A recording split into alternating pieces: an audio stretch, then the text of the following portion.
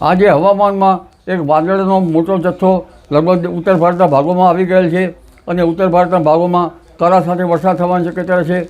કેટલાક ભાગમાં 70થી 90 કિલોમીટરની ઝડપનો પવન ફૂંકાવાની શક્યતા છે, ક્યાંક 60થી 70 કિલોમીટરનો. પણ તેની અસર લગભગ ધીરે ધીરે ગુજરાતના ભાગોમાં આવવાની શક્યતા રહેશે. સૌરાષ્ટ્રના ભાગોમાં પણ આજે કેટલાક ભાગમાં પ્રી મોન્સૂન એક્ટિવિટીનો વરસાદ થવાની શક્યતા રહેશે.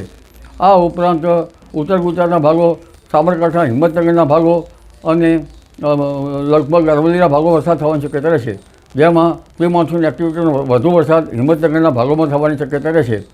અને ત્યારબાદ મધ્ય ગુજરાતના ભાગોમાં પણ પલટો આવશે અને વડોદરાના ભાગો, કેટલાક આણંદના ભાગોમાં પણ પ્રી મોન્સૂન એક્ટિવિટી વરસાદ થવાની શક્યતા રહેશે. પંચમહાલના ભાગોમાં, દાહોદ, લુણાવાડા વગેરે ભાગોમાં વરસાદ થવાની શક્યતા રહેશે. અને દક્ષિણ સૌરાષ્ટ્રના કોઈ ભાગમાં પણ વરસાદ થવાની શક્યતા રહેશે. લગભગ મધ્ય ગુજરાતના કેટલાક ભાગમાં 10 મિલીમીટર કે ત્યાંની આસપાસ વરસાદ થવાની શક્યતા રહેશે. અમદાવાદના કેટલાક ભાગમાં 10 મિલીમીટર કે તેથી કંઈક આસપાસ વરસાદ થવાની શક્યતા રહેશે.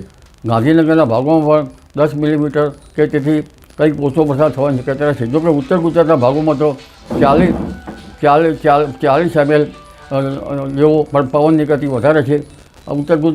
ગુજરાતના ઉત્તર ગુજરાતના ભાગોમાં, કચ્છના ભાગોમાં પણ પવનની ગતિ વધારે છે. ગુજરાતના અન્ય ભાગોમાં પણ પવનની ગતિ વધારે છે.